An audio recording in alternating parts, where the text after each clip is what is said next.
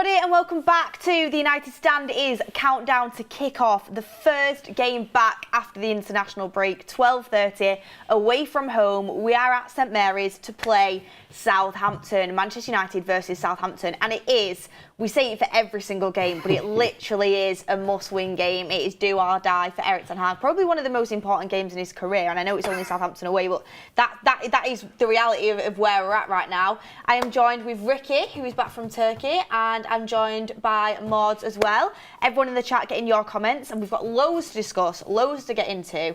I am excited for football to be back, but first and foremost, Ricky, you know, how are you feeling being back? Excited for today's game? Like, what are your feelings around it? Oh, I always look forward to getting back after an international break. I don't half miss it. I'm one of them who doesn't mind the international football, but it's still not the same. You look so much forward to watching United when you come back, and in fact, you sent me a message the other day saying no matter how crap we play, we still look forward to coming back, don't we? So I can't wait for it, to be honest, but I don't know why, but I can't wait for it. It's just in my blood, isn't it? Exactly, and you weren't here for the Liverpool game. Yeah. Lucky for you. I mean, what were your thoughts after that game? Oh, I thought it was a disaster. It's just, I just cannot believe. Obviously, I'm only watching on a screen, but I'm only watching on a screen. But I saw a clip of Peter Schmeichel talking, and Peter Schmeichel, and I clipped it up actually and put it on Instagram. Peter Schmeichel was saying exactly what I've been saying for years. Exactly. There's too many players up front. He said there's a line of 4 up front, including Bruno, by the way. He said then once they get through that 4, there's only 2 in midfield, and the 2 midfield players, they haven't got a chance, and this is basically what Schmeichel was saying. And you know, I remember as far back as Nemanja Matic getting castigated. Oh, he's rubbish. I remember Mark saying he's rubbish. He was on his own at times, and then it was McTominay and Fred, and now it's Casemiro. And before you know it, mark my words, it'll be Ugarte. People will be saying, "Oh, he ain't that good, is he?" Or do you know what I mean? There's just not enough people in midfield. Yeah, I think the thing with McTominay and Fred was they had to play together. Like you couldn't play one or the other because, like you said, if it was just McTominay by himself, you see how open the pitch is. You see if it's just Fred by himself, you can see how open the pitch is. That's the numbers. It's not about the person. It's not about it's the numbers. Yeah, it's the numbers. You know, so even 2's not enough. 2, you know, you need a bare minimum of 2 whenever you're defending. But if you're playing with 3 midfield players and one of them, i.e. Bruno, plays too far forward, you've only got 2 when they break. Yeah. So 2's not enough anyway. But one of our 2 at the minute, Kobe Mainu, is a really progressive player. He's bound to have occasions where he breaks forward, and on those occasions, they're breaking on 1. Do you know what I mean? And this is what, he didn't go into it in as much depth as I've just said, but that's basically what Schmeichel was pointing out. Yeah. What chance have you got? No, we agreed on that, and we did speak about that on the forum. I don't know if you managed to see it. We spoke about the structure of the midfield. I know you like to blame Bruno for it, but I genuinely do think it's the way that Erik ten Hag is setting up this team. I think he's got the midfield wrong in terms of where the players need to be positionally. It used to happen under Solskjaer as well, though, Beth. It's a lot worse now. Don't know about that. It's a lot worse now. Didn't Liverpool put 7 past us when it was Solskjaer, wasn't it? No, that was Ten Hag. Oh, was that Ten Hag, that? Sorry, yeah, that was Ten Hag. I apologise. Yeah, anyway, I don't want to talk about 7 years. It's Man United versus Southampton. Let a few 4s, 5s and 6s in under Ollie anyway. I want to try without a doubt. No, yeah, and that's why I'm saying under Ten Hag, it's the team shape, which you always talk about, the team shape. The structure of the midfield is not right. He's trying to play Bruno so high up the pitch to press, but as soon as that gets cut through, you're left exposed, like you've just been talking about. We have got some team news coming in very, very shortly. I think I know the team, if my sources are correct. I'm all excited. That's all I'm going to say. That's all I'm going to say. I think there's going to be some people that are going to be happy. I think there's some people that are going to be disappointed. It's going to be a mix. I feel like it's going to be a mixed bag. It's not the team I would personally go for, but anyway, we'll talk about that when the team news comes out. I'm just trying to get it confirmed from somewhere. But yeah, that'll be an interesting one. Get in the comments down below who you think starts, who should start, everything like that. I mean, Mordzs, for you, looking towards the starting 11 for this game, would you be looking to make changes from the Liverpool game if you're Ten Hag? So the first change that I would make would be for Garnacho and Ahmad. And I don't think it's not even to say that Garnacho's not good enough to start, because I think that's a bit harsh to say that if Garnacho starts, we lose. If he doesn't start, we win. That's a bit harsh. I just think Ahmad has just been our best winger, and we spoke so much about form and how when you don't play a player who's in form, you're kind of taken away from them. You're almost like you're not rewarding them for playing well, which confidence-wise, it doesn't do the best for the player, and also for the team. It kind of doesn't set a good example, because you'd want the team to think, if I play well, I'm going to get to play more. But for someone like Ahmad, he seems to play well and he doesn't get to play more, which it doesn't make sense. So I'd start Ahmad, and then I can't bring myself to saying Casemiro has to start this game. I can't do it. It's just because of how poor he was the last game. The only problem is the fact that the other options are not certified. We can't say Ugarte is going to completely change the midfield. In fact, that's a bit too much pressure to even put on him to say, you know what, Ugarte, you're in the midfield now, we're going to see a difference. It's ridiculous. He's only been training for the past, I don't know, three weeks with the team, and half of it was international break. So even though I'd want him to play just to see, it's a new signing, we want to see what he's going to do. I don't think Ten Hag's going to do it, personally. I don't think he's going to start him. But I also don't want to put too much pressure on him to completely change the midfield himself. I think give him a half a game or maybe 30, 40 minutes in the game, and probably have to start Casemiro. Well, that's the question, isn't it? Is Ugarte going to start? Yeah. Played both games for Uruguay, did really well actually. Yeah. Looks physically fit. After the last game, Ten Hag saying it might take weeks or even a month, and it's like we've played both games for Uruguay. Yeah. So it's like, will he start? And I agree with you. In an ideal world, you'd want to throw him in for 30 minutes towards the end of the game, get him warmed up. But Casemiro has been that bad. It's like, for me, we've just got no other option, in my opinion. And you can talk about the midfield shape all you like and the structure, and I agree, he gets exposed massively. And I think, some people think, oh, it's just the fact Casemiro's bad. The shape of the midfield is poor, but also Casemiro's bad. Like, he was absolutely horrendous. No matter what team shape you're talking about, he's an experienced professional who literally passed the ball to Liverpool twice to have them break straight on our goal when there were passing options there. Yeah. Like, he was dreadful. He's been dreadful for a long time. So, in my opinion, he cannot start. Obviously, I think I know what the team is, so I'm not going to give anything away until I know properly. But in my opinion, if Casemiro does start, I don't agree with it from Ten Hag whatsoever. I understand, showing loyalty to your player. I understand, trusting them when the whole world's against them. I get that. Casemiro's been bad for a year now. Like, really, really bad. Why would he be starting a game that you have to go and win after he's just had another shocker? I think that you should bring in Ugarte, but that's my opinion. Whether Erik ten Hag does that, I feel like he's set up not to do it with the way he spoke in his press conference about how he got back on Thursday, everyone else got back on Wednesday. This was a funny quote that it wasn't funny. It's only funny because obviously the context of Manchester United. But Erik ten Hag said on Ugarte, he has the profile where we think he can fit in. Now we have to teach him some details on how it works and fitting into the team. I said, how to be better than Casemiro? Step one, pass to a player that's on the same team as you. It's not rocket science, is it? Like, do you know what I mean? It's not as if you're getting thrown into Man City or Arsenal. Like, it's not as if he's competing with, someone who's playing really well. Anything is better right now. And Ten Hag proved that himself when I think Toby Collier has a lot of potential. I really do, and he's really exciting. But he threw him in at half time against Liverpool. Yeah. When you're 2-0 down, that showed how desperate he was, because that's not something Erik ten Hag would want to do, or any manager would want to do. Yeah. So it depends what situation you're in. And I think with Ugarte, like you said, no one's asking him to come in and just be better than Casemiro. I think one thing that I want to see from Ugarte this game, if he does start, he's probably going to play, but I don't know how long he's going to play. But it's just the riskiness of Casemiro, which is what causes the problems. I think Casemiro doesn't realise how poor he is. I think he still thinks he's 2017 Casemiro, 2018 Casemiro, winning Champions Leagues. I still think that mentality of what he can do is still in his head, and that's why he would try and pick up the ball in certain positions and lose it. He would try and make certain passes and it won't come off because he still thinks he can do it, but the reality is he can't.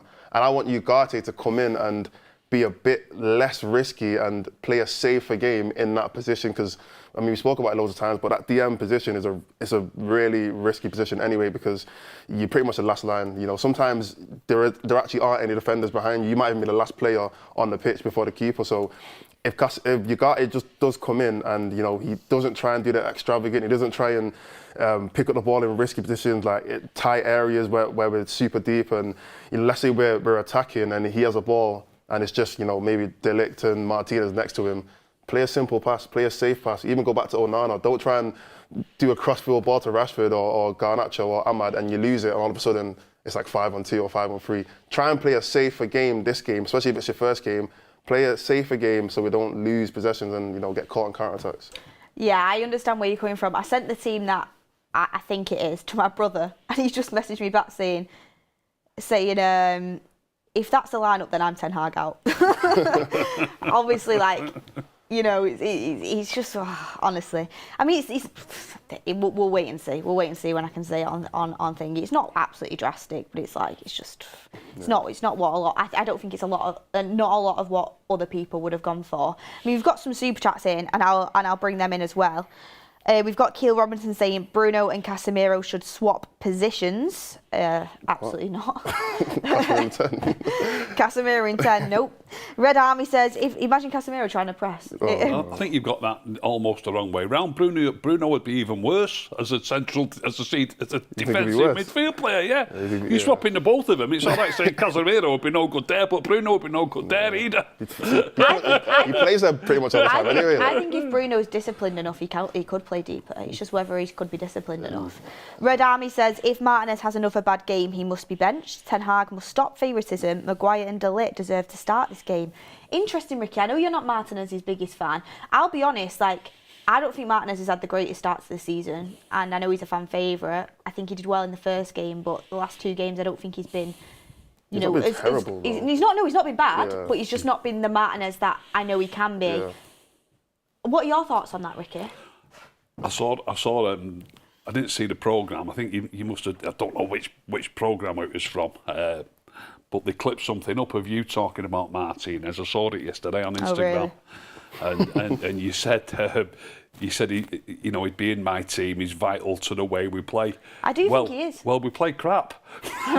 I mean, come on, make it make sense. I mean, in terms of the way we want to play, like playing out from the back, left-footed, left-sided centre-back. Do you know what I mean? Yeah, I get that. It was a little bit tongue-in-cheek, but it's true, isn't it? You know, this player's vital for how we play, and that player's vital for how we play. It's rubbish, isn't it? Because we play rubbish. I think he hasn't been absolutely terrible, no. But he also doesn't deserve to be dropped. We need better, yeah. He doesn't deserve to be dropped, in my opinion. But the whole team haven't been like. That's true. The only players that I think can hold their heads high from the start of the season for me are Dalot, Mazraoui, and Ahmad. That's it. Yeah. That's it. That's it for me. They're the only players that have been at the level that I think is required since we started the season. And I think with centre-backs as well, I think it's, I keep saying we're risky in it, but keeping the same centre-back partnership is crucial in my opinion. I think if you know that's your partnership that you want in the long term, changing it every single week, depending on someone has a bad game, it doesn't make sense. You want to keep the centre-back partnership the same for as long as you can. If you change him from Maguire's not even going to be here next season. I mean, he might, I don't know, but we don't even know the long-term future. I think that's looking a bit too far ahead, though. I agree. I do agree with you 100%. You want to try and get a steady centre-back partnership, but at the beginning of the season, which we still are at the beginning, I don't think you should take into account somebody being away next year. If that player who's going to be here all season should be in your team, then he should be in your team. But then, I'm not saying he should be, by the way. I'm just saying, don't think ahead to next season. Let's get it right this season. Whichever is the best pairing, get them on the park, make your mind up, get them on the park and stick with them. Yeah. You've got to have consistency. If one person makes a slight mistake, you can't be always drop for the next game, because how's a player ever going to be able to feel comfortable? Unless obviously they have an absolute shocker like Casemiro did last week, and he's been poor for a while. Like, it's not as if it's a one-off. But say, this is what you don't want now. You don't want De Ligt making one mistake and from being like, get Maguire back in. If he decides to go with Maguire, then it's like, if that's his decision, then, that's the decision. It's obviously not going to be. I think it's going to be De Ligt because we've just brought him in. But if he makes one mistake, people are going to jump on his back saying, this is why I should have started Maguire. In your defence, you've got to stick with that, with virtually the same back five, don't you, every week to kind of gain that consistency. And I was just going to say, Maguire's likely to make mistakes anyway. So what we're going to do as soon as Maguire makes mistakes, he's going to get kicked out of the team. Like, it's going to be changing the team every 2 weeks if we're going to use that logic. So no one is perfect. It's how you recover that and how your overall game across 90 minutes is. You've got Weghorst saying, would Ricky swap Ahmad for Dan James? No, but he'd be in my. From what we've got right now, if we had Dan James, he'd be in my team. Scott Page says Bruno needs to be deeper to get the best out of him. I agree.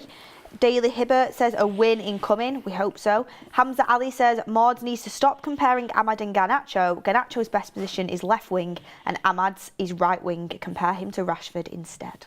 No, that's a fair point, to be fair. I think Garnacho can play both wings. Yeah, he can play. I don't think I feel like people kind of like what's going to happen is Garnacho's going to play on the left. He's going to have a couple poor games, and all of a sudden it's, he should be playing on the right. He's going to play on the right, score a couple goals, and it's like, his best vision is now on the right wing, and then he's going to play bad, and it's, his best vision on the left wing. If someone can play both sides, he's just a winger. He's just a very talented winger that can play both feet. So I think it's more dependent on who he's swapping with. So the fact that he's swapping with Rashford or swapping with Ahmad, I do agree. I do think right now he should be swapped with Rashford. I know I said Ahmad before, but it does make more sense for him to swap with Rashford on the left. But regardless, I think the most important thing is that Ahmad should be in the team. Yeah, just some team news coming in. Not going to say the full team yet, but just some team news coming in is that it is our understanding that Marcus Rashford starts for Manchester United. I mean, no one knows. Not surprised. That's why I said it, because I just knew it was going to be between Ahmad and Garnacho. I knew they were never going to drop Rashford. So. But also, Ahmad makes his way back into starting 11. He starts for Manchester United. Ahmad starts today. So Garnacho's on the bench today, probably. Yeah. So Ahmad and Garnacho off the wings, everybody. What do we think about that? Sorry, yeah. Ahmad and Rashford. Getting myself confused. Rashford and Ahmad starting on the wings for Manchester United, to our understanding. I mean, first of all, what are your thoughts on that? And second of all, I think it's only right for Ahmad to come in, since Ten Hag dropped him for a big game after he'd been our best winger. Both wingers were rubbish. Ahmad came on and looked like the most exciting player on the pitch. It's like, just stop. Just put him in the 11. And I'm glad he has. Easily the best of the three. Absolutely easily the best of the three. The other two should be competing and getting, I don't know, one of them getting an hour and one of them getting half an hour. Ahmad should be playing virtually every minute of the game if he's fit enough to do so.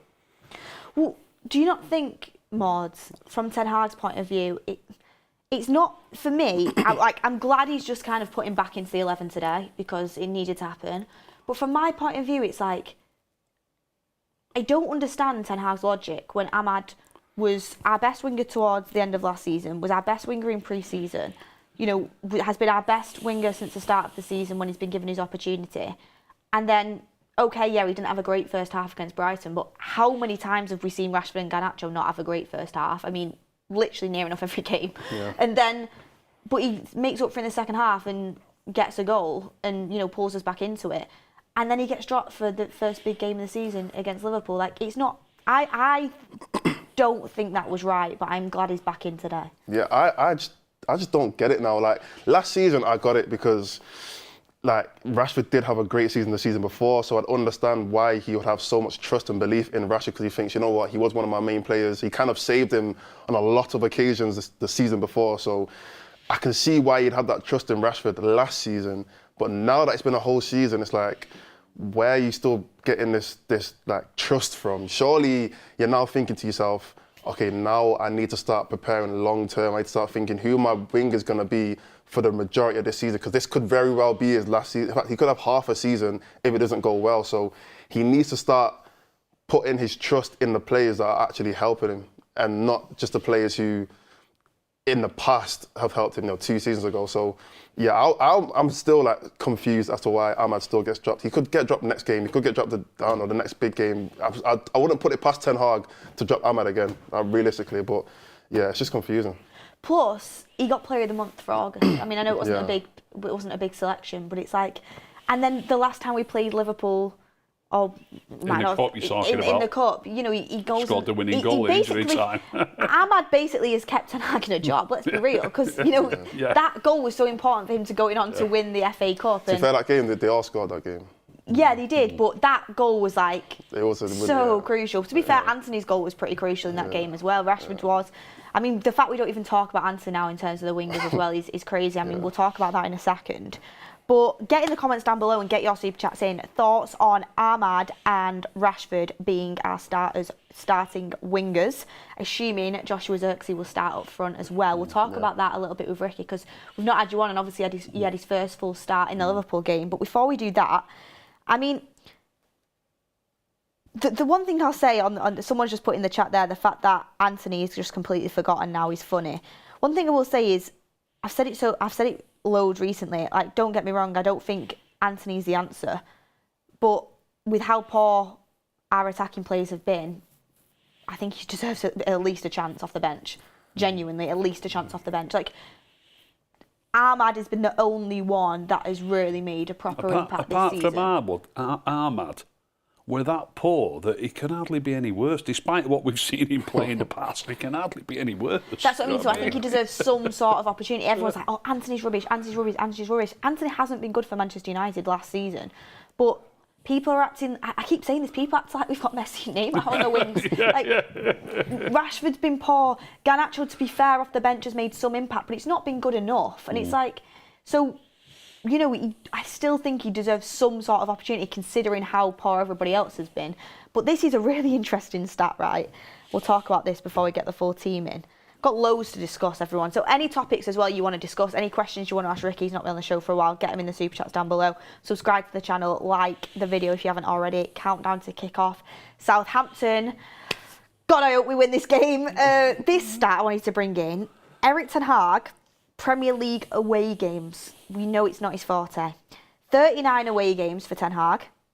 16 wins, 6 draws and 17 losses. More losses than wins away from home for Erik ten Hag. Shocking that, isn't it? Yeah. That is terrible. That's as bad as it sounds. I remember when Ollie had like a crazy away record and now it's like completely flipped. To be fair though, that was in COVID, there was no fans in the stadium. Yeah. So does it really count? Do you know what I mean? It's still travelling, it's still like, you know what I mean? It counts, but like when there's no fans and it's not the same. Yeah, true. But what I will say is I've been banging on about this for so long, and that's why I thought it was so crucial to go and get the win at Brighton away, because one, that ground's been tough for us anyway, but two, we have an absolutely terrible away record under Ten Hag.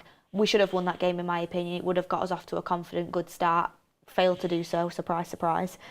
But today, you know, I'm not having the excuse, you know, it's away from home after the international break, 12:30 kick-off, shove that. No, not having it. Southampton, you know, they've just been promoted from the Championship, and you shouldn't disrespect anyone in the Premier League, but the fact of the matter is we have to be beating them. Like, there's no excuses, and I think we have to do it convincingly as well. Whether that will happen, let's wait and see. But, I mean, yeah, Ricky, your thoughts on that? On which bit? just yeah, like, we've got to win. I agree with that, but I think it's going to be tougher than a lot of people might be thinking. They just think, oh, it's Southampton. They just come. I don't think they've got a point yet. Have they? They lost all 3 games. Three yeah. Have you watched them? No, I haven't. I watched the Brentford game. I watched the Brentford game and I watched the Nottingham Forest game as well. You've seen 2 of the games. Seen 2 of their games, and I watched. Who else did they play? Newcastle. Yeah. No, sorry. I watched the Newcastle game. And I watched the Brentford game, and I saw the highlights of the Forest game. That was their. That was a home game. It was a home game for Southampton against Forest, wasn't it? Yeah, and Chris Wood scored, I think. Right. But anyway, I've watched some of them. We should be winning. Yeah. Facts, we should be winning. Yeah. The only thing is, if they turn up like, we could potentially allow them. They do have a lot. They like to have a lot of possession. I think their manager is called Russell Martin, is he? Russell Martin, yeah. Yeah, he's been trying to carry over his style of play into the Premier League from the Championship, like Company did with Burnley. You know, when you're trying to play that style of football, but are the players really good enough? They've had quite a bit of possession, but I was looking at the stats, I think Nottingham Forest had around 18 shots against Southampton. Like Manchester United, I know we've been poor in terms of the final third and being clinical of our chances. We have to be beating Southampton. They've not been good. They've lost every single game. I watched them and I thought, if we can't beat them, it's curtains. I'm sorry, but it is. Yeah, and even on that Brentford game, in fact, I saw something as well that I think they've conceded 5 goals this season. 4 of them have come from mistakes. So I think Brentford, all of their goals came from Southampton mistakes, like similar to the United, to be fair. Like the goals that we conceded to Liverpool are similar goals that Southampton have all conceded. So if we can, well, I guess it's a Ten Hag tactic thing, if they can implement the same tactics that Brentford implemented, pressing them high, winning the ball back. We've been doing under Ten Hag. We've been trying to do, and I guess at some points it's worked, but against a team like Southampton, you should be able to overpower them, especially when they're trying to play out from the back. They shouldn't be finding spaces that Liverpool found because they don't have players like Salah, they don't have players like Gravenberch or Szoboszlai or Luke Diaz. They don't have that calibre of players, so we should be able to, with the quality that we have, we should definitely be able to take the game to them and obviously win in that way. You'd like to think so, especially with the way that we've been trying to press at the start of the season against Southampton, who are obviously trying to play this football coming out from the back, who maybe haven't got as much quality on the ball. We should. I mean, if they start passing through us, just see you later. Honestly, but you could see it potentially happening. Yeah. So Man United have still got to be cautious. You know, we've got to show respect. We've got to turn up because we've been poor at the start of the season as well, and we've got to go and play our game and go and win it and limit Southampton's chances as much as we possibly can. Got loads of super chats coming in here. We've got Liam saying Casemiro and Ugarte should start together. I think that is best for the team. Davis family says, sick and tired of the Rashford auto pick. Rob McCormack says, the new manager will still pick Rashford. Danny H says, forget Erik ten Hag out and Rashford out. How and why? I mean, let's just not go in on one player before the game. He's starting for Manchester United. We've got to hope he does well. But I understand people's frustrations with, you know, certain favouritism in the team. Logan Murray says, I think Ten Hag has forgotten how much Garnacho has done for him. The final, Fulham, Everton, the list is very long. Sandip says, Garnacho will leave United in the near future because he's not started a couple of games. James Bay says, this is the thing, we can't keep putting players on this high pedestal. Yeah, he did well last season and he's talented, but he shouldn't be automatically starting every game for Manchester United. He's only 19 still. James Bay says, what about Casemiro and Ugarte and rest Mainu? As good as Mainu is, I do think he does need some rest, but at the moment United can't afford to because he's one of our best players. Against Barnsley. Sandeep says, Garnacho on his natural position will do wonders. Well, I said I personally would have started Garnacho off the left in this game. I think a lot of people would. I think people want to see him off the left, but Rashford keeps starting there. So maybe he'll come on the left and show Erik ten Hag why he should be starting in that position. But also at the same time, Garnacho came on in the Community Shield, came on against Fulham, came on against Brighton and impacted the game and started against Liverpool, didn't have a good game, dropped to the bench. It's one of them. I don't think Ten Hag knows his best team. I don't think he does. And I think that's an issue. I think as a manager, you should always really, on a basis, know your best team. And I don't think Ten Hag does yet. A lot of people saying it should be Garnacho and Ahmad.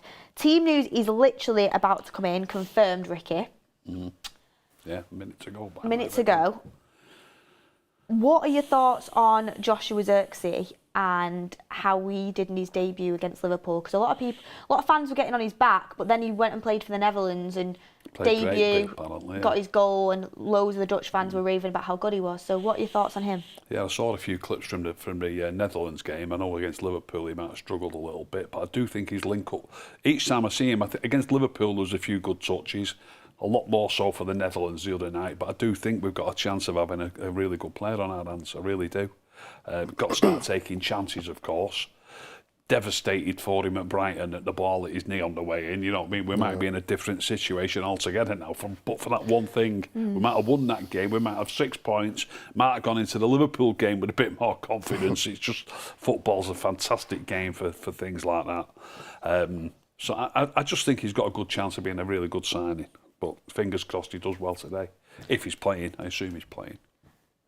Who, sorry? Zirkzee, yeah. I assume he's playing. Zirkzee we'll find out any second now. Find out any second now. I'm just trying to get the team in now, and then I'll bring it to you guys.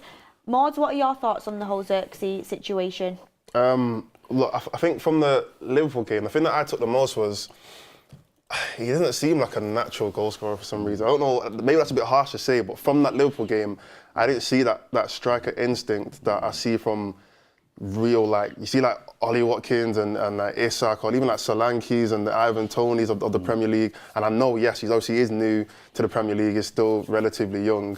I don't expect him to be at that level yet, but that striker instinct of like those 2 chances that he had from Rashford, one of them's got to go in. You know, there's some chances where either Garnacho or Rashford or Ahmad might be on the wing, and they're looking for the striker, and he's not in the right position, or he's making a run a bit too late, or he's just missing out on that shots and stuff like that. So maybe it's something that he is going to work on and develop on. But it didn't seem like that striker instinct was... You like how Scott McTominay, I know this is a wild comparison, but last season, his striker instinct was insane. Like, he was in the right position every single time. Like, every time the ball was like in the box, it just seemed to fall to his feet, and he would have like a shot or a header or whatever.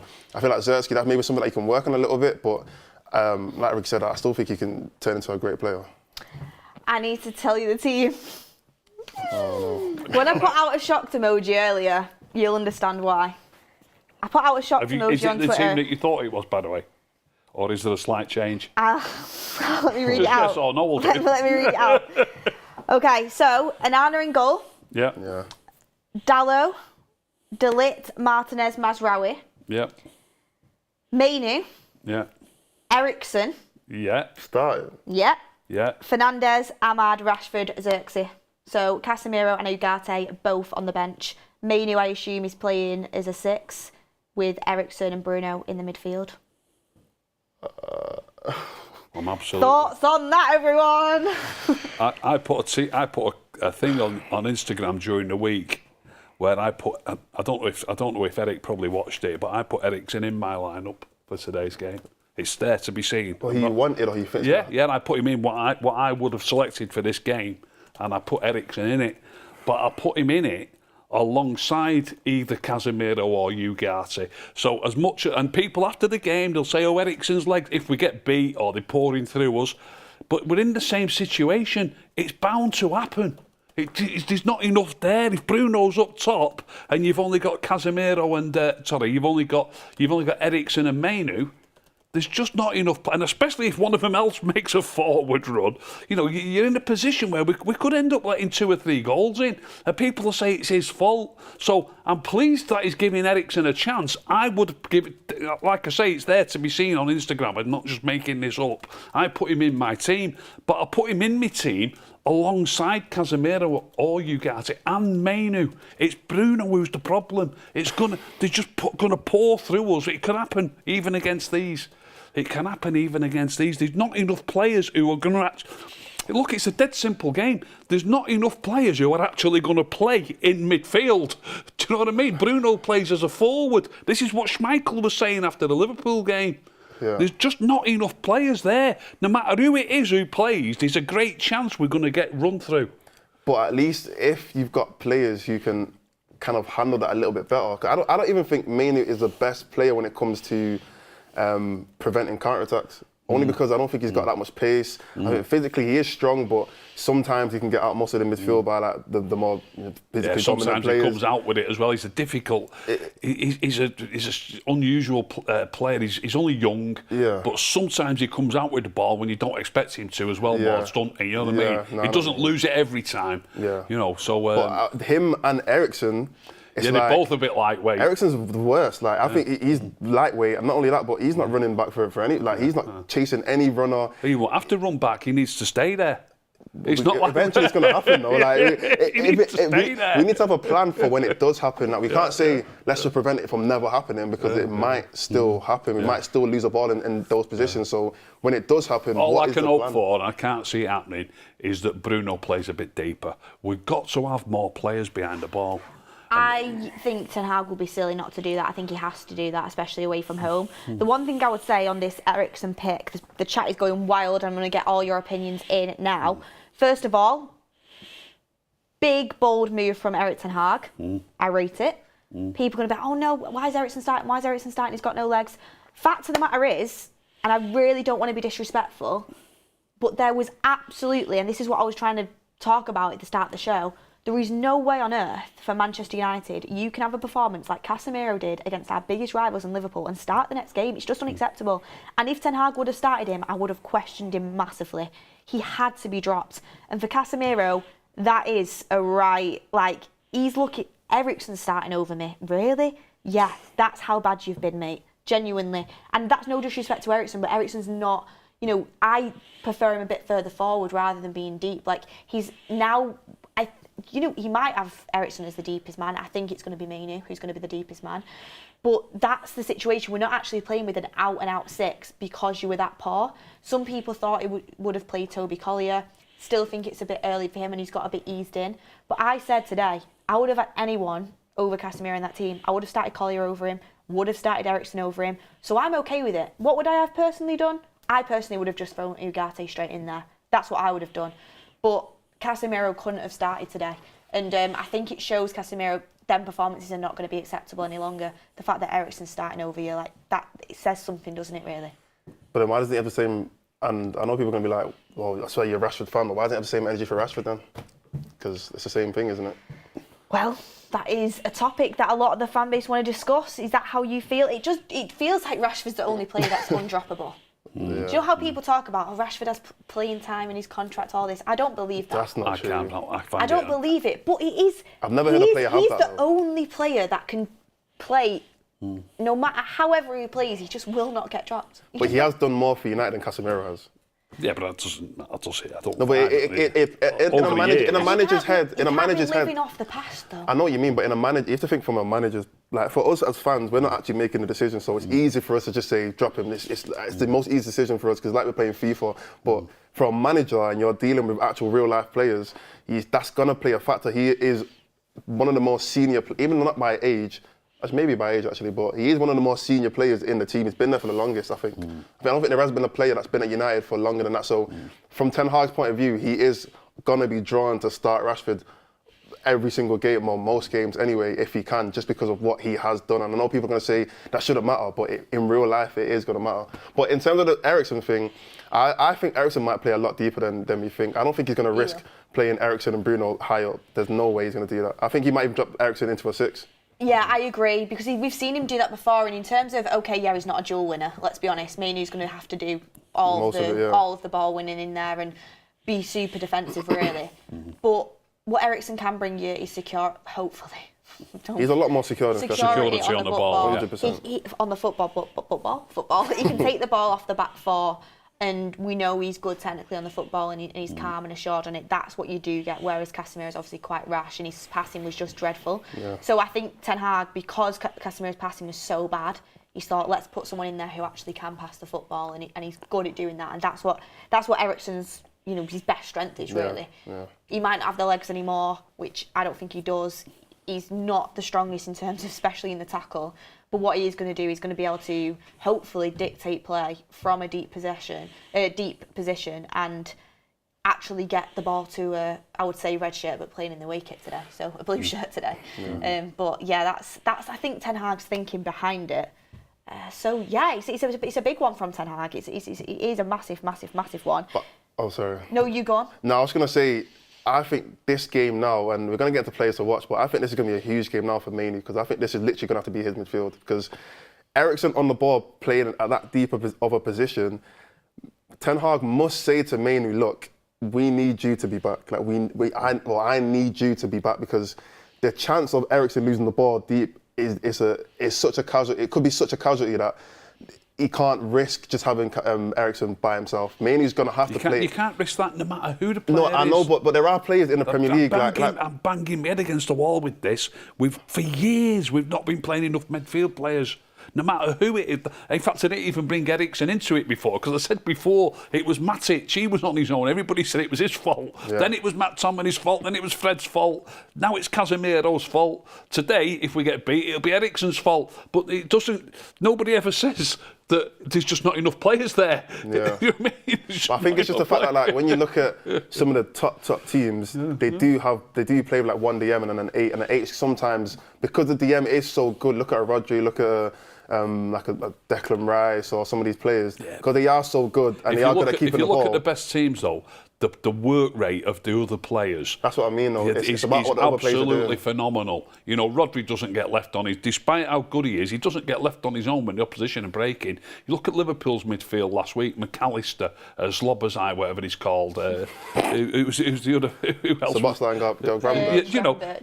Gravenberch. As a whenever we've got the ball, we're up against 3 midfield players. It's very rare we're only up against 1 or 2. Yeah, but they play almost as like a flat 3 almost, because they don't really have a 10 out and out 10 that's just up top. They have exactly, and those look how they're players doing. and They've won 3 games on the bounce and they haven't let a goal in. It does work. Do you know what I mean? And one of the reasons they haven't let a goal in is that if one of them midfield players loses the ball, there's 2 others there to help try and cover the problem. Yeah. Why a midfield player loses the ball, that's it. There's nobody else there. Yeah, it's a work rate. I agree. We need to be more of a team unit in there. Yeah. And If Casemiro would have played for Liverpool last week and say, I don't know, pick any one of them, McAllister would have played for us, they still would have beat us. They'd have beat us comfortably still. There's 3 of them in there. I think comfortably is a bit overdoing it, but I still think they would have beat us. But the thing is, in midfield, you shouldn't have 3 individuals. You should have it's a team. It's a combination, doing it together. Yeah. Just the way how you need a centre-back pairing, you know. It's like that. You need players to be working with each other, and that's, I think, the issue that we've had, and we've talked about it so much. Hopefully Ten Hag has tried to resolve that today, because I tell you what, like, I know Casemiro is bad, but if we still abandon that midfield, it's with Eriksen and Mainu in there, it's still going to get run through. Of course 100%. it is. Of course it is. But the bench, do you want to know the bench? Yeah, absolutely. The bench is Bayndé, Evans, Maguire, Casemiro, Collier, Ugarte, Anthony, Garnacho and Wheatley. That is our bench for today. Roll on Luke Shaw and Højlund being back as well. God, that's been a long time coming. When they'll be back, who knows? Hopefully. Did you say you got on the bench? Yeah, Ugarte is on the bench. Yeah, he makes the bench. So hopefully Ugarte will get some minutes. Got some super chats coming in. I'll read them out now. Woki says, the problem is that Southampton typically have a lot of the ball and make a lot of passes. My question is, who is winning the ball back in the midfield? That's why you would have wanted to see Ugarte start, but I think Mainu's going to have to be working in overdrive today. Poor guy's not been able to have a rest, has he, since coming back? What's going to annoy me is the fact that, like, I say this all the time, I like seeing Mainu push a bit further forward. I like seeing, because he has scored a lot, not a lot, but some brilliant goals. Like, and it's not just simple goals, like, it's been in the right positions. Like the goal against Liverpool, top corner, the goal against Wolves, these all came from the fact that Mainu was able to be a little bit further forward in the pitch. Now, a game like this, we're playing Southampton, like you said before, no disrespect, but we shouldn't have to be playing such a defensive game against Southampton, but we are going to play that because Mainu's going to have to drop back. So we're not going to see him. If anything, Eriksen might be the one that gets the opportunity to go a bit further forward. Mainu's going to be the one who's going to have to be that coverage in the back because he's the best defensive midfielder out of all of them. What you could see, though, obviously we know Eriksen can't last a full game, is hopefully if Manchester United are, you know, well, even if we're not, let's hope we're leading. You could see Ugarte coming on for Eriksen in that role and kind of changing Most the game likely, in that way. And I think that sort of is the natural transition into Ugarte coming to the team. And this might be Casemiro on the bench for a long, long time now, honestly. We've got more games now, so I think it's easier to in today's game. You just know Eriksen's going to come off around the 70th minute. That's when you bring Ugarte in and you give him that opportunity. Avi says, no manager is allowed to manage Rashford. The media and even Frank de Boer commented that about Mourinho's use of Rashford in 2018. The club decided years ago that he was a shirt seller, tactical handicap. I don't believe that. I don't think any player is off limits to being put on the bench or, you know, their minutes being managed. I don't see it. Ten Hag obviously favours him and likes him. People can disagree with that. But I personally don't believe that he has to play him. But he does hold a lot of power at the club because he is a big name. He is, you know, the poster boy. But I don't believe that's a reason why Ten Hag is playing him. I don't see Ten Hag as that sort of manager. But, you know, that's just my opinion. UMZ says Man United will finish second this season. Oh, you might be the only one on this planet who thinks that. But, you know, I like the positivity. Niki saying Erik Ten Hag showing his Dutch kinks with his team. He is just begging for humiliation and punishment. The guy either begging to be sacked or he's playing 4D chess. Trey Warren says he's playing the players that can actually keep control of the ball, in my opinion. We just need to see how this goes. Against a team who likes to have a lot of possession, though, it's interesting. It's kind of, in my opinion, Ten Hag set up his team to go and play our game rather than adapting to the way Southampton play, which is what I want. You know, Southampton are a team that's not won a game so far this season. Go and play your game. Don't adapt to them. Keel Robinson says, I'm done. Wish him well, but I'm Erik Ten Hag out. We are in no position to develop non-academy players. Should have got Rabiot and Amrabat instead of Yoro. Rob Howe says, are we having a laugh with this lineup? Here we go again, losing my patience with this. What would you have changed in it? Let me know in the comments what you would have changed in it. Dymo Orman says, more games, pass, more I agree with Ricky about Bruno. Xinf says, this is going to cost us, we can't leave Manu exposed on the counters. Adrian C says, this must work or we'll have a new boss by Tuesday. D1134 says, I don't even have any United players in my FPL. That's how bad I don't trust these guys. I transferred Bruno out and Garnacho out after like 2 games, but I transferred Bruno back in for today's game. I've got Bruno back in. Southampton, come on, I thought, come on. He'll win a penalty. I hope so. He'll score a penalty. Wazza88 says, if this doesn't work, my hourglass is starting on Erik ten Hag. Sandip Qatari says, Beth and both guess, what is the issue in Manchester United right now? Players, system, manager or something else? Manager and system. I'd be here all day, but I think the system for me, currently. Yeah, but that's the manager's choice. That's why I say the manager and system. Yeah, he needs to improve. 100%. Liam says, Eric going down with the ship, Donut FC. Rocco, I think he means the donut in the midfield, no filling. Rocco of Bolton says, Erik ten Hag has said the team is going in a good direction. Patrick Jahays, Dallo said that as well, to be fair. Patrick Jahays says, I understand that the fans are having issues with Rashford, but Garnacho had the worst start of the season. Both are average players with world-class hype. Worst start of the season? I think he means against Liverpool. I think he means like Liverpool, like he didn't start well. Sandeep Khatri says, Garnacho in his natural position will do wonders. We've done that one. And Salim Sanshari says, no way Eriksen is better than Casemiro. I don't think you could have been worse than what Casemiro was last game, to be honest. But that's the position we're in right now. We had to get a midfielder in earlier on in the window, and that is sort of being our handicap right now, isn't it? Sashi says, man, if we only had Dan James to play out wide. Lol, I'm joking, even though Ricky isn't.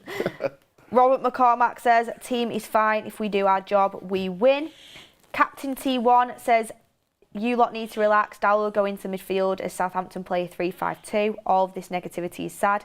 I said I'm happy with the bold call, to be honest with you, and I hope it works out, but it is a risk. Shock says, I don't blame Casemiro. Yes, he made some bad passes, but he was left alone. The midfield is a mess.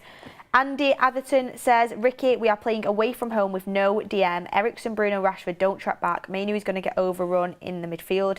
Now I'm Eric out. And Wuki says, the problem is that Southampton typically has a lot of the ball and make a lot of passes. My question is, who is winning the ball back in the midfield? Thank you, everyone, for all your super chats and members as well. We do appreciate it. Over 15,000 with us for the early kickoff on Saturday. Also coming up through the graphics, Matt, who obviously is our graphic designer. He's absolutely brilliant. He's all of the score predictions of the team members of the United Stand. We're going to go through them and think who has the best score prediction and see where everyone's at. And we're going to kind of make it a weekly thing now on the build-up show. Score predictions from the team. Who can guess the most amount of score predictions right? I can tell you now it won't be me because I always go for United win. Even it's not sort of a regular occurrence nowadays. But we're going to go through it. You can have your say as well, and we can kind of do it together. I mean, let's talk a little bit about De Ligt. Was getting a lot of stick this week because he had some mistakes for the Netherlands team. Not the first time he's made mistakes in the Dutch team. Got his starting spot back. Made a mistake in the first game, second game got hooked at half-time. Ricky, you were messaging me about this. I said personally, I don't care how he plays in a Holland shirt. How I care is how he plays in a United shirt. Ten Hag's come out and backed him, says he needs to get into his rhythm, and he'll be a quality player. Are you happy that Ten Hag stuck to his guns and gone with him and Martinez as the centre-back partnership as he means to go on? I do want the manager to make his mind up on what his best centre-back pairing is. I'm not saying this would be my best centre-back pairing.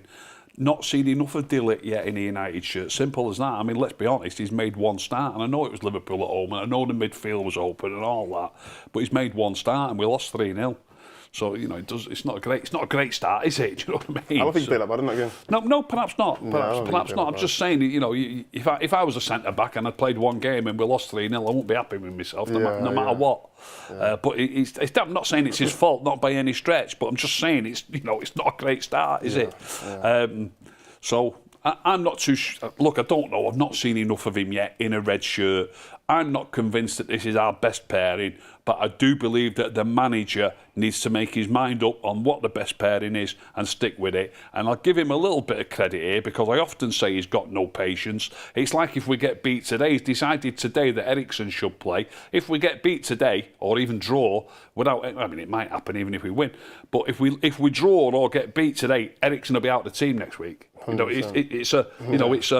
it's a lack of patience with some. He obviously thinks he's not doing this for a giggle, is he? Yeah. He obviously thinks this is a good move that could give us a. Next week we've got Crystal Palace away, which is a tiny bit tougher than Southampton. Not, it's still a game over the years we'd expect to win.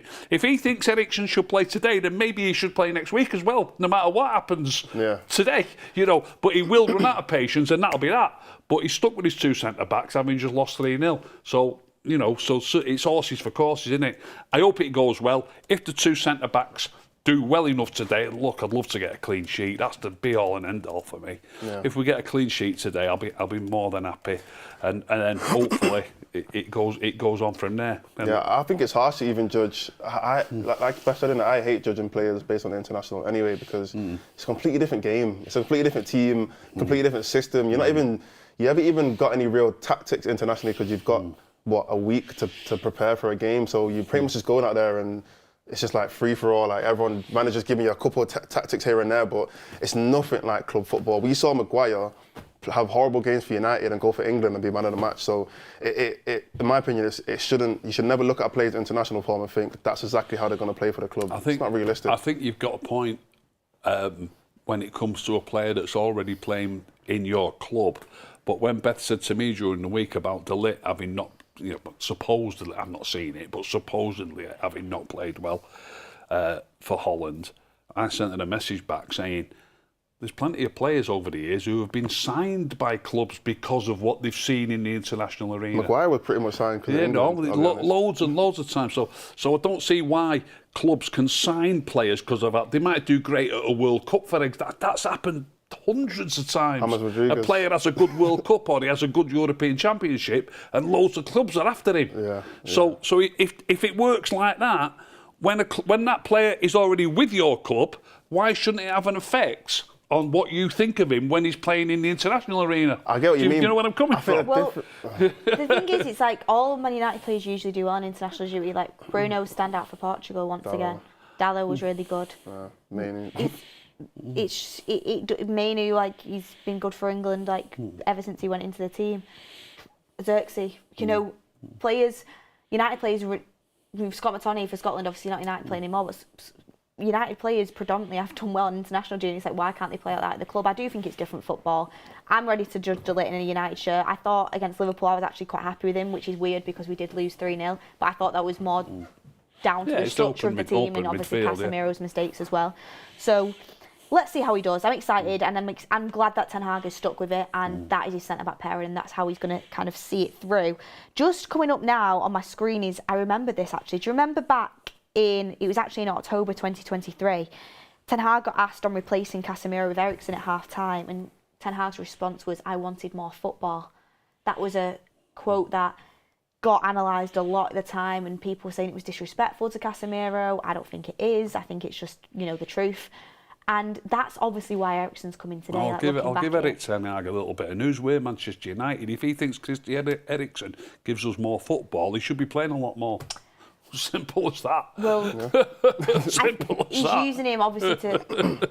Ten Hag's spoken about how we've lost the ball way too much. We need to keep hold of the ball better and be more patient, which is what we're all seeing. Ericsson's obviously in there to do that, and he's made the decision to do it. We've got Patrick Jahey saying we will lose the physical battle in midfield. It's the thing, like, we need technical footballers, but we also need physicality. It's like we don't have that combination of both. Ugate's hopefully going to help solve that problem. Yeah. I've seen him walking into the stadium. He's in United gear now. Like, can't wait to see him come on, which he should do in this game. Umzi says Ferguson needs to put Scholes in and we will win. God, took me back 20 years there. Scholes could play by himself, let's be honest. Honestly. Play by himself. Honestly. But guys, we are going to get the score predictions in soon. I've actually just had to tell Matt, he's got my prediction wrong on the screen. It's come back up now. But before we do that, we're just going to do a little bit of the players to watch. Mordzs, your players to watch. Mainoo was one of them. Who was the other one? I think it was Ahmad. Was it Ahmad? I know it was Rashford. No, it wasn't Rashford. I wouldn't have put Rashford. Well, whatever. You just say who they are. I think it was Mainoo and Zirkzee. No, it was Zirkzee. Oh, okay. Yeah. So why did you pick them two players? So I picked Mainoo because of that last game, because of how poor Casemiro was, and you spoke about Bruno already. I just feel like it's his midfield, and when Mainoo has a 10 out of 10 game, there's a huge difference in the way our United plays. And like I said earlier, it's kind of not fair on Mainoo because we are relying on him to have a 10 out of 10 game for the midfield to actually be able to run, when realistically, we should have 3 midfielders, like Ricky said, who can all work together and have a decent game, and it's not all reliant on one player. But the reality is, Mainoo's our best midfielder, by far. It's not even, in fact, he's our best player by far. So when Mainoo has a good game, it 100% is better for the whole team in general. So I think this is a good game for Mainoo, especially because as well, I remember now. So because Southampton plays such a possession-based game, I think they're second in the league for possession, which is wild because they're like 19th, and they're second in the league for possession. I think they're second as well for most passes in a game. So I think the way our Ten Hag's going to try and take it to them is by eliminating that, by us having more possession, us having more passes or more accurate passes, and kind of taking away Southampton's game because they're not used to not having the ball as much. So if we have the ball more, it's a tactical way of kind of eliminating their best strength. So I think Mainoo is going to be crucial in doing that. And then Zirkzee, I just think he needs to get a goal. He needs to get another goal. And because of the Liverpool game, the chances that he missed, I spoke about earlier, I think if he gets that additional goal, I feel like when he scores, or he gets like not an assist, but like he gets good chances and he's playing well, his game just goes up. We saw in the first game, the Fulham game, he came on, he was a bit slow, a bit lethargic. As soon as he got that game, it's like that goal, his game changed. He became a lot quicker, his touch was a lot stronger, he was quicker with his passes. So I feel like if he gets another goal, his goal contributions goes up as the games go past. I think his overall game will just improve. So yeah, I want Zirkzee to play well. Yeah, me too. I really want to see Zirkzee get on the score sheet today. Great for his confidence. People talk about the chances he missed against Liverpool. I think there was 2 clear-cut chances he did miss. One of them, it was quite a good save from Alisson. The other one, he should have definitely done better. Both from Rashford crosses, actually. But, I was thinking about this, and yeah, he should have done better. But I watch City, and you can't compare, but like they are 2 different levels of players. But Haaland will miss multiple chances. He misses loads of chances.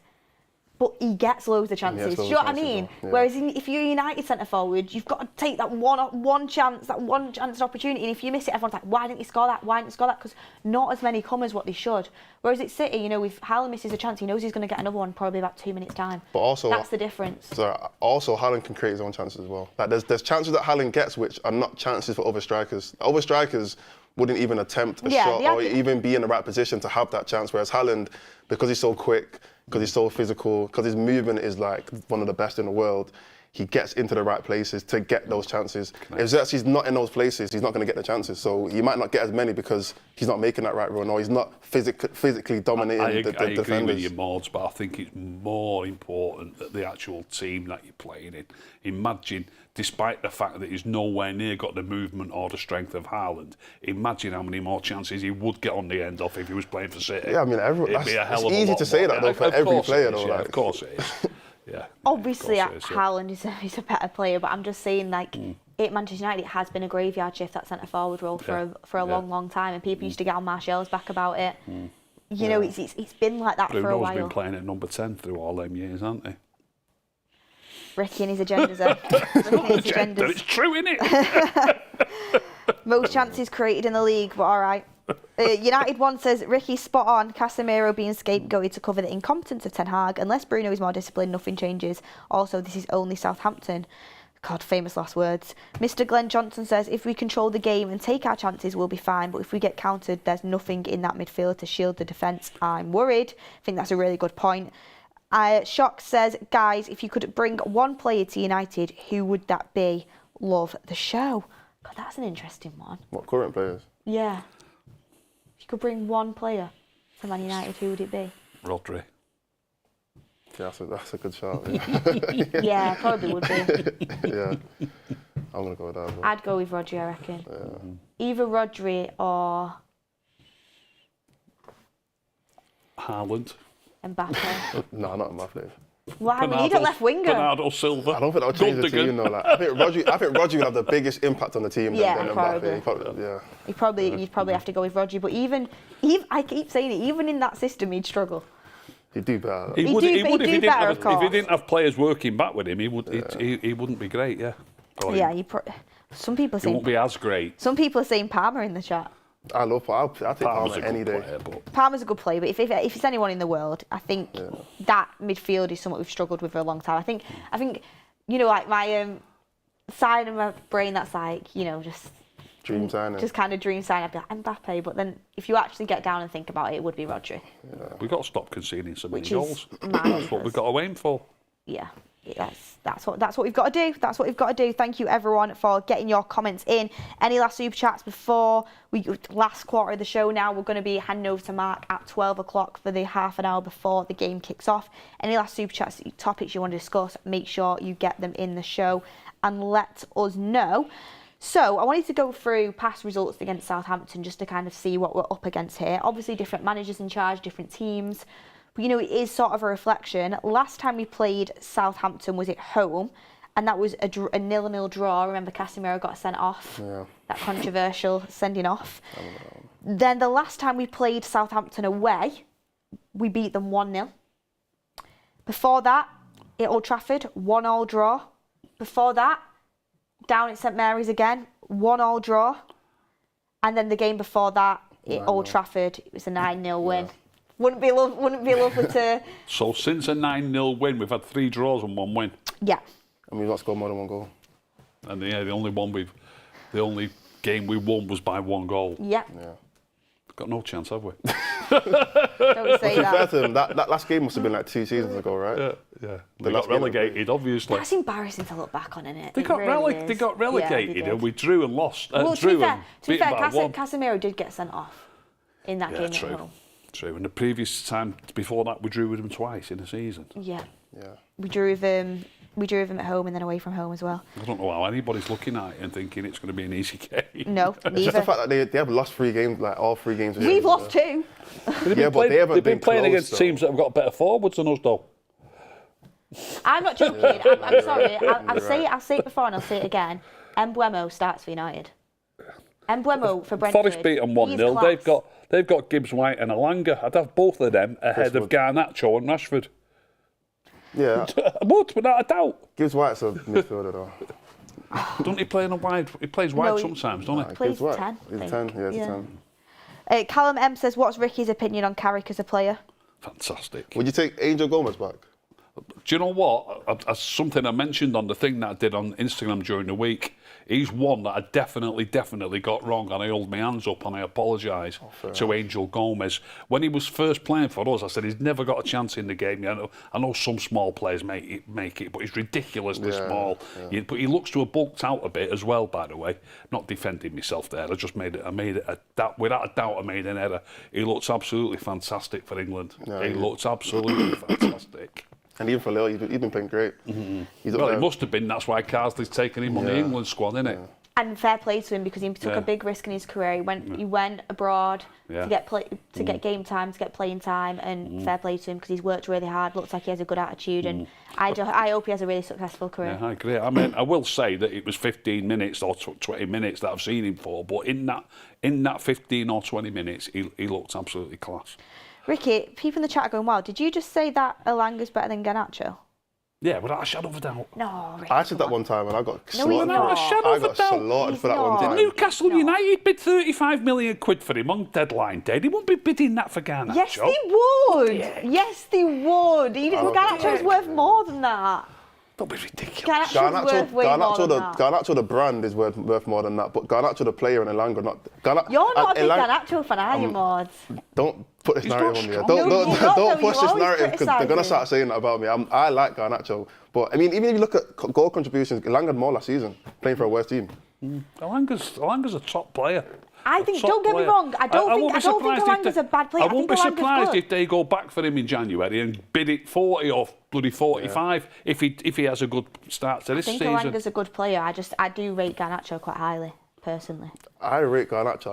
I just don't think And it's his a crazy. potential. It's not a crazy thing to say Elanga's Elanga's up there. Elanga's stronger, faster. He plays a bit deeper. He makes it harder for the opposition to get through the midfield. He'd be great for us today. Presses way better as well. It'd be great for us. We have our wingers. People don't understand when I'm talking about that wingers list that I did with you, Beth, that went crazy.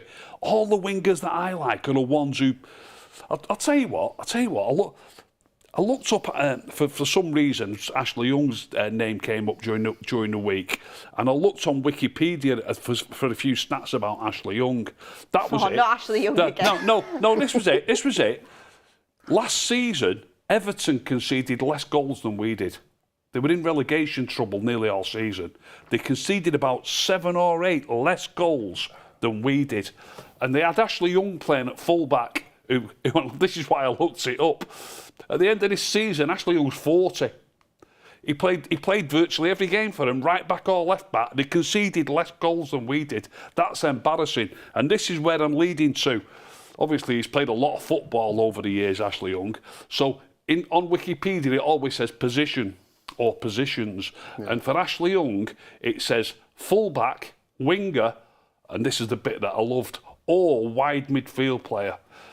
Garnacho's a winger, Rashford's a winger. For me, Ashley Young, Dan James, Anthony Elanga, Ahmad, they're wide midfield players. They play a little bit deeper and they break forward. I'm fed up of players not getting back quick enough. Garnacho's a winger, Rashford's a winger. When we won the treble, Beckham and Giggs are wide midfield players. No, I get that. Get some wide midfield players in your team and give yourself a chance. Is Salah a winger or a wide midfield player? He's a wide midfield player. You think Salah's a wide midfield player? Without a shadow of a doubt. His work rate's phenomenal. Salah's a winger. Well, look, I can accept that. But what about Vinicius Junior? But he's a winger. He's not a wide midfield player. I think the difference is, one, Ashley Young was a winger, and he went into a fullback, so it's easy to say he can obviously play both. And then back in the day, there was no wingers. Beckham was pretty much a midfielder anyway. Yeah, so he's a midfield it's player, easy to say that these guys are wide, Giggs, wide midfield. It makes more sense. For example, Jack Grealish is a wide midfield player. I would say so, yeah. 100%, but you do have players that are proper wingers. A lot like of teams, Vinicius Junior's about to win Ballon d'Or and he's a winger. Out and out winger. I don't watch enough of him, to be honest, but... Saka's a winger. Come on, Ricky, I'm not having that. You've watched enough to know Vinicius Junior is brilliant. No, he's absolutely fantastic. I've seen the speed of him, but I don't study Real Madrid's team shape when they're playing. What I will say, they knocked City out, didn't they? I wouldn't mind betting that he played as a wide midfield player in that game. He's not hanging around on the halfway line when City are pressing. Do you know what I mean? To be fair though, when we beat City in the FA Cup, our wingers did do that. Exactly, they played as wide midfield players. But so they are capable of doing it. It's just doing it on a you need more to do it. basis. It needs to be natural. I do believe that Garnacho needs to get stronger. I get people saying to me, you don't need to do that. Against the small, of course you need to do it against the smaller teams. You've got to stop them from scoring. Stop them from scoring. You've only got to nick one. Your wingers need to be wide midfield players. Anthony Elanga, you study an Anthony Elanga game playing for Forest. He's a wide midfield player. They all stay in line. And I bet you, when Real Madrid are out of possession, I bet you. What's he called? I bet you Vinicius Junior. I bet you he's a bit deeper on average than Garnacho is, or a bit deeper than Rashford is when they're out of possession. And Salah. I wasn't saying. I think Elanga's done well at Forest, and I think he's a good player. All I'm saying is, I think my personal opinion is, I think Garnacho can be a better player than him, and I would pick him. What do you mean by a better player? I would pick him in a team over Elanga. What do you mean by a better player? Explain the difference between the two players and why you think he'd be better. What is it you like about Garnacho that makes you think he's better than Elanga? Every time I see him play, he looks like he can decide a game. What does that mean? That's harsh. That he might be able to score or make a goal. Scoring or make... It drives me mad, that comment. Scoring or making a goal... That's what you're supposed to do as a forward player. I know it can decide a game, but you could lose a game 3-2. By scoring... Every time you score or make a goal, it doesn't mean you're deciding a game, does it? It's a ridiculous quote. Well, yeah, because... doesn't Haaland decide games by his goals? Yeah, but he's not by hundreds. himself. Not by himself. No, but what I'm saying is, as an attacking player, as a forward player, Beth, your job what you is really to score mean, what you goals really and mean, contribute is you in think that he terms can score a goal. That's what you mean, don't you? and assist. He's Or assisted assist, goals. yeah, or assist. But I think he can create and score goals. Yeah. Okay. I think he does need to work.